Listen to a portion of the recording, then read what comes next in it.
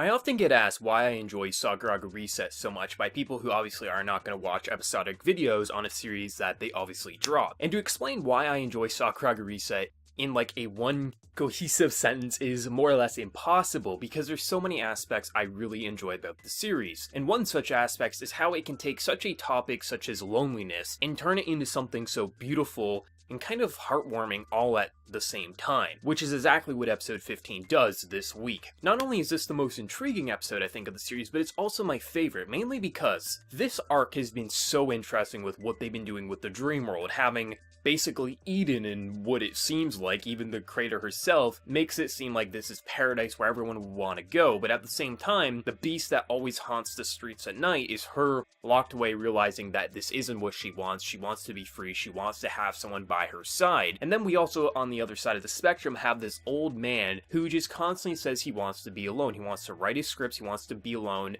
and that's a type of person who exists. I mean, you want to be alone, that's perfectly fine. But what we see with this episode is how both of them are the same. They both are lonely and they don't want to be lonely. And how the entire episode builds up to essentially doing a reset, which is probably one of the most damaging resets, minus Samir's death, that we've seen in the series, because Haruki comes to terms that she wants to be more than just an object for Kei to basically use. She wants to be her own thing, escape from her own paradise that she's kind of locked herself away, and be someone who can love Kei and Kei can love her. Because Kei asks, like, is there anything that happened with your conversation? Is it okay for us to reset? And she abandons that all for Kei, meaning that she once again locks herself away and she hasn't come to terms, because Kei 100% admits this episode that he loves Haruki, and then he actually likes her more than Samir. Haruki just lost that whole like progression, which is insane, and also it kind of reflects in the same way of loneliness, because this is also going to make Haruki lonely in her own way for the sake of two other people's just not being lonely. And what I really like is how we have this old man who actually wants to be loved, he wants to have company. That's why he gives milk to cats. Someone who wants to be alone wouldn't help others like that. And then we have our main female in this world, and essentially how Kei uses the reset to essentially get her to accept her feelings and have the old man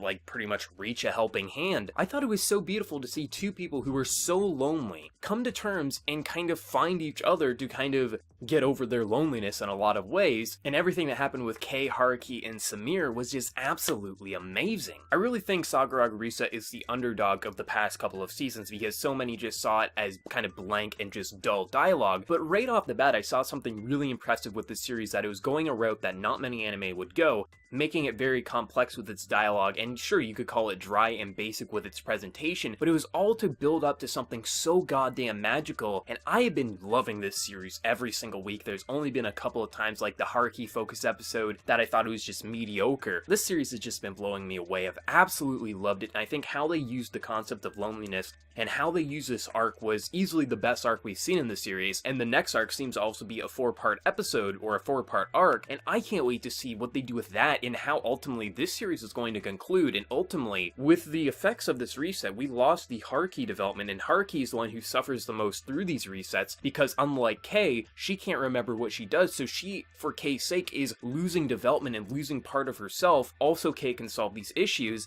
and you can see just how much despair is in Kei's heart after learning that he essentially lost that development that Haruki was feeling for him. It's going to be interesting to see how the series is going to conclude and where this next arc is going to take us. But let me know your thoughts down in the comment section below. How did you enjoy how they played with the concept of loneliness and also losing that Haruki development, because that was painful, especially seeing the reaction on Kei's face. I think even though it was kind of basic in the animation, but you got such a sense of personality and just despair in his eyes and his facial reactions, that I thought it was some of the best animation we've seen in the series. It's such a subtle piece of animation, but you really got a sense of personality, both with the voice acting and just how his face kind of like slumped down and how he was just so full of despair. I thought it was brilliant how they got across just how probably upset and just pissed off he was that this reset, though solved this issue, lost a piece of Haruki in the process. So let me know your thoughts down in the comment section below. Before I leave, smack that like button, share your support. If you're new to the channel, be sure to subscribe. So until next time, everyone, please take care and have a good one.